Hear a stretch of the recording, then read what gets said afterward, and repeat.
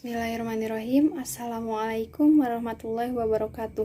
Kami dari kelompok 10 akan mempresentasikan hasil tugas kami untuk mata kuliah ilmu tauhid yang berjudul aliran-aliran dalam kalam Mu'tazilah. Sebelumnya, perkenalkan saya Arsila Khairunisa dan kedua rekan saya Arif dan Arju.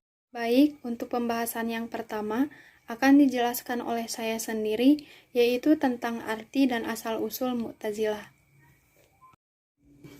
Mengenai arti dan asal-usul kata Mu'tazilah, terdapat beberapa versi yang dikemukakan oleh para ahli ilmu kalam.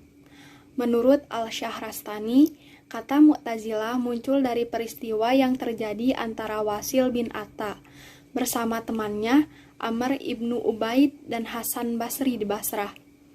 Wasil selalu aktif mengikuti pelajaran-pelajaran yang diberikan oleh Hasan Basri di Masjid Basrah. Pada suatu hari, salah seorang mengikuti pengajian bertanya kepada Hasan Basri tentang kedudukan orang yang berbuat dosa besar.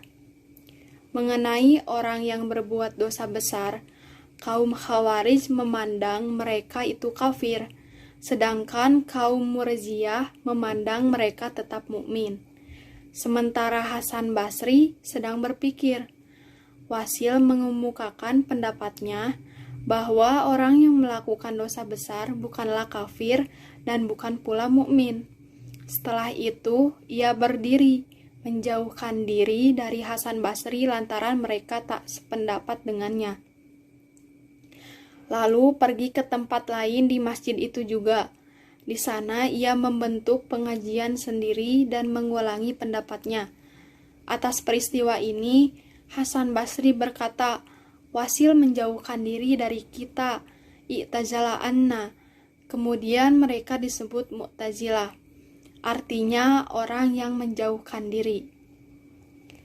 Menurut Ahmad Amin, sebutan Mu'tazilah sudah ada kurang lebih 100 tahun sebelum terjadinya perselisihan pendapat Wasil bin Atta dengan Hasan Basri di Masjid Basrah. Golongan yang disebut Mu'tazilah pada waktu itu adalah mereka yang tidak ikut melibatkan diri dalam pertikaian sepeninggal Khalifah Utsman bin Affan wafat. Kelompok yang bertikai yaitu Talhah dan Jubair di satu pihak dengan Khalifah Ali bin Abi Thalib di lain pihak. Juga antara Ali dengan Muawiyah. Perselisihan itu muncul karena pembunuhan atas diri Khalifah Utsman bin Affan dan karena pro dan kontra terhadap pengangkatan Ali sebagai khalifah. Meskipun persoalan itu bersifat politik, namun mempunyai corak agama, sebab dalam Islam persoalan hidup sosial, ekonomi, politik, dan sebagainya bercorak agama. Dalam buku-buku sejarah Al-Tabari umpamanya menyebutkan bahwa sewaktu Qais ibnu Sa'ad sampai di Mesir sebagai gubernur pada zaman Khalifah Ali bin Abi Thalib, ia menjumpai pertikaian di sana. Satu golongan turut padanya, dan satu golongan lagi melarikan diri ke Karbita. Dalam suratnya yang ia kirimkan kepada Khalifah, Qais menamai mereka Mu'tazilin. Kalau Al-Tabari menyebut nama Mu'tazilin, Abu Al-Fida menyebutnya Mu'tazilah. Baik, saya akan menjelaskan yaitu tentang tokoh-tokoh yang berpengaruh di dalam berkembangnya aliran Mu'tazilah. Adapun yang pertama yaitu Wasil bin Atta yang lahir pada tahun 80 sampai 131 Hijriah. Namanya Wasil bin Atta al-Ghazal yang terkenal sebagai pendiri aliran Mu'tazilah atau sebagai pemimpin yang pertama di kalangan Mu'tazilah.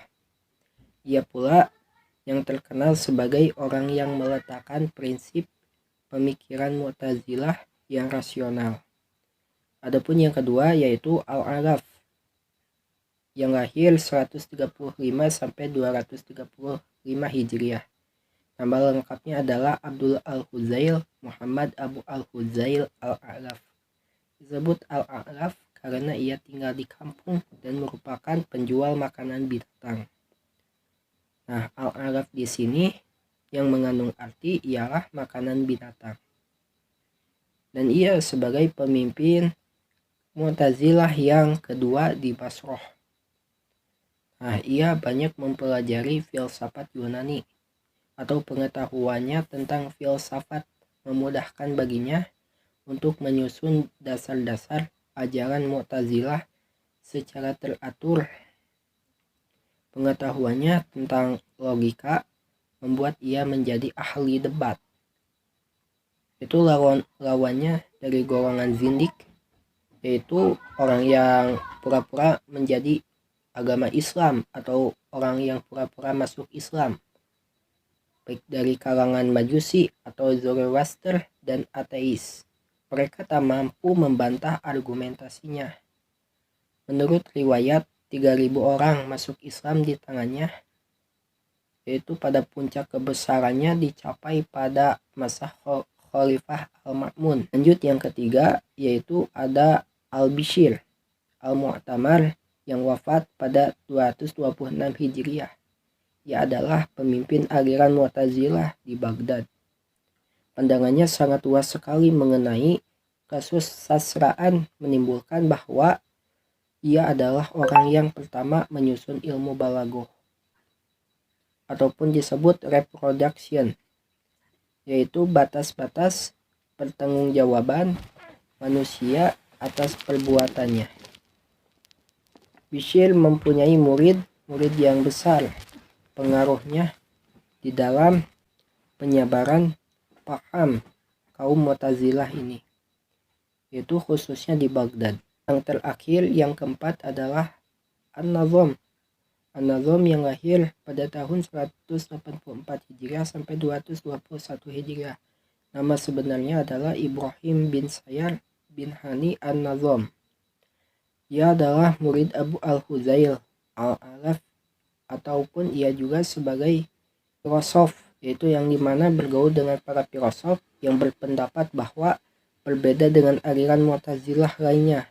An-Nazom memiliki ketajaman yang berpikir yang luar biasa, antara lain tentang metode keraguan, method of doubt, dan metode empirika yang merupakan cikal bakal pembaharuan di Eropa. Yang kelima ada Al-Jubai yang lahir 302 Hijriah. Nama lengkapnya Abu Ali Muhammad Ibnu Abu Wahab Al-Jubai. Sebutan Al-Jubai diambil dari mana tempat kelahirannya, yaitu satu tempat bernama Juba di provinsi Kurdistan, Iran. Al-Jubai adalah guru Imam Al-Asy'ari, tokoh utama dalam aliran Al-Asy'ariyah. Demikian yang saya sampaikan, semoga bermanfaat untuk semuanya. Wabillahi taufik wal hidayah. Wassalamualaikum warahmatullahi wabarakatuh. Ajaran-ajaran pokok aliran Mu'tazilah. Ada 5 pokok ajaran yang menjadi prinsip utama ajaran Mu'tazilah yang dinamakan Al-Usul Al-Khamsah.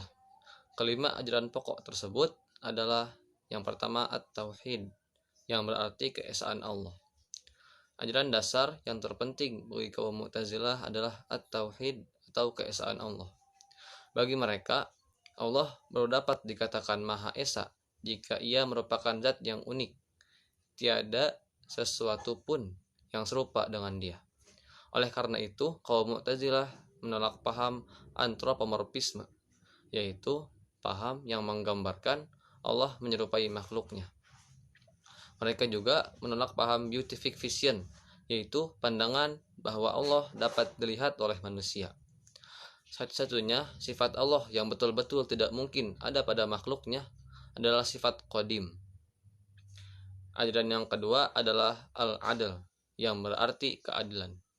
Jika dalam ajaran pertama, kaum Mu'tazilah ingin mensucikan Allah dari persamaan dengan makhluknya, maka ajaran kedua ini mereka ingin mensucikan perbuatan Allah dari persamaannya dengan perbuatan makhluk.